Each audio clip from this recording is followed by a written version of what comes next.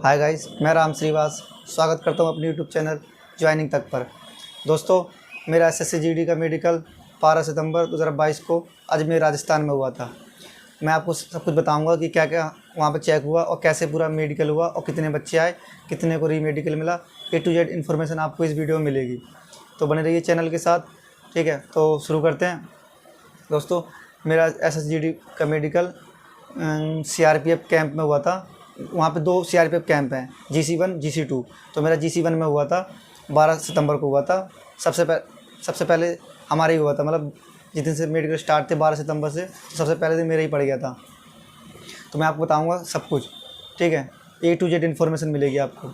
तो टोटल बच्चों की रिपोर्टिंग था 30 लड़कियाँ थी और 60 लड़के थे, मतलब टोटल 90 थे।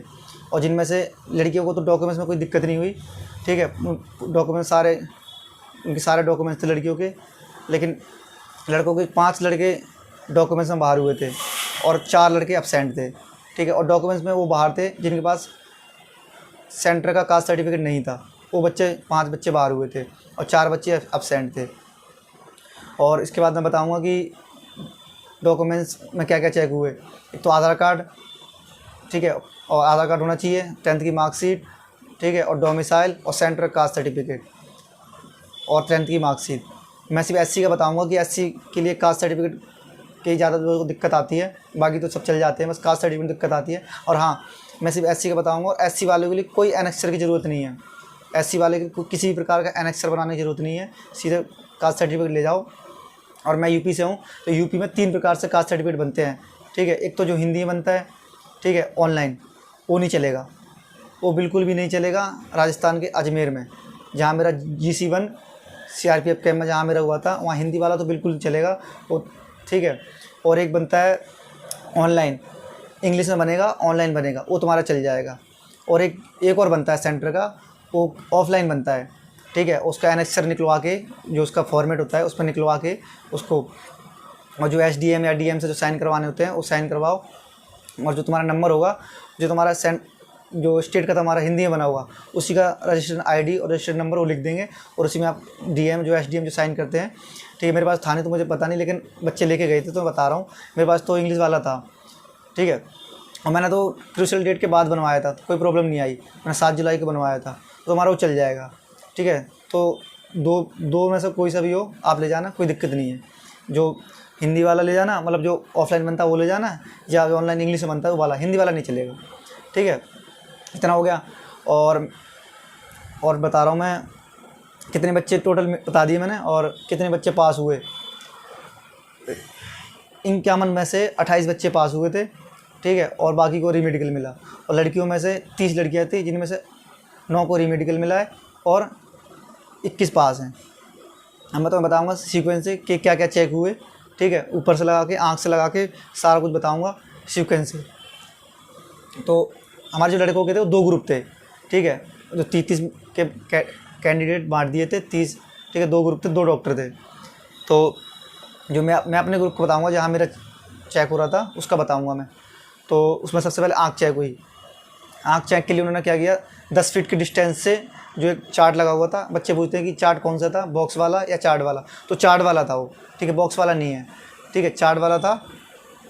और 10 फीट की डिस्टेंस से खड़े होके पहले एक आंख बंद करवा के पढ़वाया, और एक आंख बंद करवा के ऐसे पैन रखते रहें, जिसमें पैन रख दिया बताओ, फिर ये पैन रख दिया ऐसे बताता हूँ, नीचे से ऊपर तक जाते हो। फिर दूसरी आंख बंद करवाएंगे, फिर पढ़वाएंगे।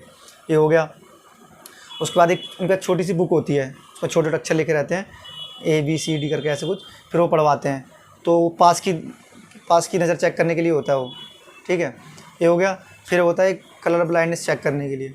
कलर ब्लाइंडनेस में उनके पास एक बुक होती है, उसमें नंबर लिखे रहते हैं, 75, 72, 69 ऐसे होते हैं, वो पढ़ते हैं, ठीक है। और एक कलर ब्लाइंडनेस के लिए एक बुक और होती है, जिनमें हमें उंगली से जहाँ वो लाइन जा रही होती है वैसे ड्रॉ करनी होती है। तो एक जगह से S लिखा होगा, फिनिशिंग पॉइंट, ठीक, वो सॉरी, S लिखा होगा स्टार्टिंग पॉइंट, और एक एंडिंग पॉइंट, 2 पॉइंट होंगे। तो स्टार्टिंग पॉइंट से हमें उंगली ऐसे करके ले जानी है। अगर तुमने वो कर दिया तो तुम फिट हो। उसके बाद तुम्हारे कान चेक होंगे। कान चेक में जो मेरा डॉक्टर था, उनमें कान चेक तो वो ऐसे ही मतलब कुछ मशीन डाल के चेक कर लिया था कि कोई पर्दा वगैरह तो नहीं फटा हुआ बस। लेकिन जो दूसरा वाला था उसमें मेरा एक दोस्त था, तो उसने बताया था कि वहाँ तो कुछ मतलब कुछ मशीन लगा के चेक कर रहे हैं बजा के, कुछ मतलब कि सुनाई दे रहा कि नहीं दे रहा। और मेरे में तो सिर्फ कान से चेक कर लिए तो हो गया था।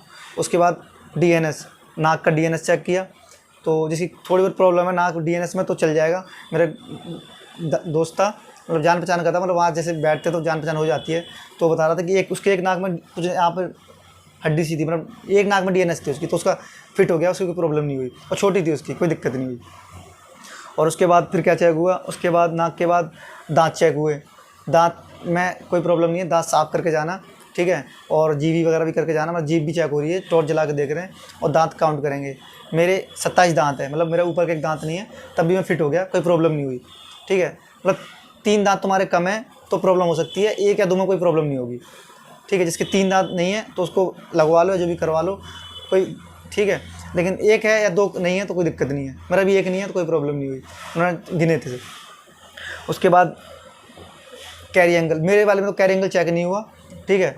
और जो मेरे बगल वाले में था उनमें कैरी एंगल चेक हुआ है, और 20 डिग्री से जिसका कम है उसका चल जा रहा है, और 20 डिग्री से जिसका ऊपर है उसका नहीं चल रहा।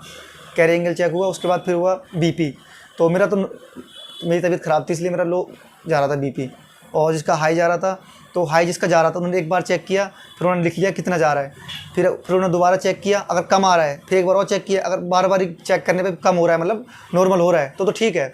अगर इसका मान लो एक बार हाई हो गया, फिर चेक किया, फिर हाई है, फिर चेक किया, फिर हाई है, तो उनको प्रॉब्लम हो रही है, ठीक है। तो उन्होंने भी बताया यार थोड़ा बच्चा टेंशन में हो जाता है तो बीपी हाई नॉर्मल बात है, लेकिन जिसका कंटिन्यू हाई है उसको प्रॉब्लम है, जिसका बार बार चेक करने से थोड़ा नॉर्मल हो रहा है तो ठीक है। हमारे यहाँ बहुत बच्चों का, कम से कम 30 में से 20 बच्चों का लगभग बीपी हाई था, लेकिन जिसका बार बार चेक किया, मतलब बीपी एक ऐसी चीज़ थी जो बार बार चेक कर रहे थे, बाकी तुम्हारी चीज़ एक ही बार चेक होगी और बार बार चेक नहीं होगी, इसलिए बीपी उन्हें 3-4 बार चेक करते हैं, ठीक है, क्योंकि उनको भी पता है कि बीपी थोड़ा हाई हो ही जाता है। जिसका नॉर्मल हो रहा है उसका ठीक है। उसका बीपी का चेक किया, फिर खड़ा करके फिर बोले इधर घूमो, दाएं घूमो, मतलब वो टच नहीं कर रहे थे, दूर से देख रहे थे कि बॉडी में कोई बड़ा डिफेक्ट तो नहीं है, कोई प्रॉब्लम तो नहीं है, स्किन वगैरह से दूर से चेक कर रहे थे, ठीक है, कोई प्रॉब्लम नहीं। और फिर उसके बाद हुआ पाइल्स चेक। पाइल्स चेक करने के लिए उन्हें मतलब झुका के टॉर्च जला के देख रहे थे वो, ठीक है, और खांसने के लिए भी बोल रहे हैं, ठीक है। और कुछ ज़्यादा नॉर्मल बात है, पाइल्स में कोई दिक्कत नहीं है, ठीक है। और फिर नौकनी, उसके बाद नौकनी चेक हुई।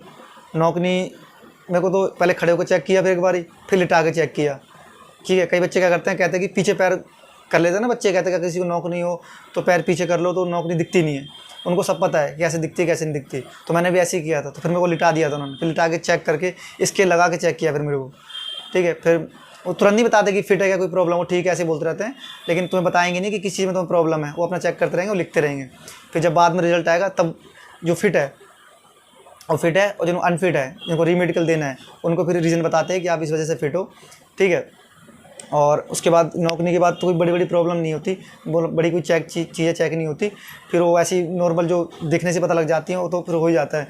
ऐसे यहाँ हाथ ऐसे करके देखा था कोई गर्दन में तो नहीं है, फिर चेस्ट करके उन्होंने देखा था, वो उछाल के मतलब 25 बार उछलने के लिए बोला था मेरे को, ठीक है, ये सब चेक हुई है। और हमारे मेडिकल में पूरे 2 दिन का टाइम लगा था, वो तो हमारे पहले दिन ही हो जाता, लेकिन हमें एक जवाहरलाल नेहरू हॉस्पिटल है वहाँ हमें ले गए थे एक्सरे के लिए, ब्लड और यूरिन, तो उन्होंने सैंपल वहीं ले लिया था उन्होंने सेंटर पे ही। और क्या कहते हैं, एक्सरा के लिए हमारे जवाहरलाल नेहरू एक हॉस्पिटल है वहाँ ले गए थे, तो वहाँ कुछ प्रॉब्लम हो गई थी इसलिए हमारा 2 दिन लग गए, वरना हमारा 1 दिन में ही पूरा मेडिकल हो जाता। तो शायद अब हमारा फर्स्ट डे था इसलिए शायद से उन्हें टाइम लग गया, लेकिन अगले दिन से क्या पता 1 दिन में ही मेडिकल टाइम लगे। वो अपना देख लेना, अरेंजमेंट कर लेना कि कैसे कहाँ रुकना है, ठीक है। और रुकने के लिए सबसे बढ़िया है, रेलवे स्टेशन के पास डॉर्मेट्री रूम है, 140 रुपये में आपको रात के 8 बजे सुबह 8 बजे तक मिल जाएगा, इससे सस्ता आपको कहीं नहीं मिलेगा। सबसे बढ़िया डॉर्मेट्री रूम, आपको बेड, लॉकर और हैंगर वगैरह सब कुछ मिल जाएगा, बाथरूम, नहाने आने के लिए सब कुछ, कोई प्रॉब्लम नहीं है, ठीक है। और कुछ क्या रह गया कोई चीज़, तो और मैं फिट हूँ, ठीक है, मेरे कट ऑफ से 1.5 नंबर ज़्यादा है, ठीक है, यूपी से हूँ, जनरल एरिया से, ठीक है। और कोई चीज़ अगर कोई आपको कोई क्वेश्चन हो तो कमेंट्स कर देना, मैं रिप्लाई दे दूँगा, ठीक है, पर्सनली रिप्लाई कर दूँगा। किसी को कुछ पूछना हो आइस के बारे में या कोई चीज़ रह गई हो मैंने बोली नहीं या बताई नहीं तो आप कमेंट्स कर देना, मैं सब कुछ बता दूँगा, ठीक है। और टेंशन नहीं लेनी और बढ़िया तरीके से मेडिकल देना है, और टेंशन तो बिल्कुल लेनी ही नहीं है। अगर टेंशन ली और आपको बीपी हाई हो गया आपका तो भाई फिर दिक्कत हो जाएगी, क्योंकि अगर बीपी हाई हुआ तो आपको 99 चांस है कि आपको रेमेडिकल मिलेगा बीपी में। अगर यहाँ बीपी हाई हो गया तो वहाँ तो फिर और बीपी हाई होगा, क्योंकि वहाँ तो और टेंशन होगी जहाँ रेमेडिकल मिलेगा। और रेमेडिकल में आपको 3 दिन मिल रहे हैं और डॉक्यूमेंट्स के लिए 5 दिन मिल रहे हैं। और जिनका अजमेर राजस्थान में है उनको जोधपुर भेज रहे हैं रेमेडिकल के लिए, और 3 दिन का टाइम मिल रहा है। वहाँ तो मैं वहाँ यहाँ एक ही डॉक्टर चेक करते हैं, वहाँ स्पेशलिस्ट करेंगे जिसमें आपको प्रॉब्लम है। और हाँ, टैटू, जिसका छोटा टैटू है उसका चल जाएगा, बड़ा टैटू नहीं चलेगा। मेरे हाथ में भी आरपी लिखा है, मैंने 2 सीटिंग लगवाई है, मतलब हल्का हो गया है तो मेरा चल गया है। एक लड़का था उसका हाथ में पूरा जय माता दी लिखा हुआ था, इतना बड़ा था, उन्होंने स्केल से नापा तो फिर उसको अनफिट कर दिया। और बीपी में, आइज़ में, मतलब हर पॉइंट में एक ना एक बच्चा बाहर हो रहा है। ये मत सोचना कि कोई किसी पॉइंट में कोई बच्चा बाहर नहीं हो रहा। बीपी हाई में, टैटू में, ओवरवेट में, हाँ ओवरवेट 2 या 3 किलो है तो चल जाएगा, मैंने भी देखा है 2 या 3 किलो अंडरवेट या ओवरवेट चलेगा, इससे ज़्यादा होगा तो नहीं चलेगा। एक लड़के का उसका भी 3 किलो था, उसका चल गया है, और एक लड़के का 5 किलो था, उसको रीमेडिकल दिया है। ठीक है, अभी अगर जिसका मेडिकल अभी बाद में है, 4 अक्टूबर के आसपास है या अभी टाइम है, तो वो अपना ओवरवेट कम कर सकता है। ठीक है, और ज़्यादा ओवरवेट है तो उस दिन कुछ कम खाना, जैसे 1-2 किलो है तो कम खाना, थोड़ा भूखे रहना, तो थोड़ा नॉर्मल हो जाएगा। डॉक्टर बढ़िया है, ठीक है, कोई दिक्कत नहीं है। अगर तुम फिट हो तो फिट हो, ठीक है, कोई टेंशन लेने की ज़रूरत नहीं है। ठीक है, कि अगर हम फिट हैं, हमें अनफिट कर दिया, तो ऐसा कुछ नहीं है। ठीक है, डॉक्टर बढ़िया है। ठीक है, अगर तुम फिट हो तो तुम फिट ही हो, अगर अनफिट हो तो अनफिट हो, और कोई प्रॉब्लम नहीं है। ठीक है, तो और कोई डाउट हो तो कमेंट्स कर देना, मैं उसका रिप्लाई ज़रूर दूंगा, पर्सनली दूंगा। ठीक है, और नंबर मांगा करो यार, नंबर मांगने से यार फिर मैं यूट्यूब में नंबर डालूंगा तो सारे बच्चे वहाँ से नंबर निकाल के फिर कॉल करने लगते हैं। अब यूट्यूब में डाउट पूछो, मैं 100% सबका रिप्लाई करता हूँ और करूँगा। ठीक है, ओके, जय हिंद।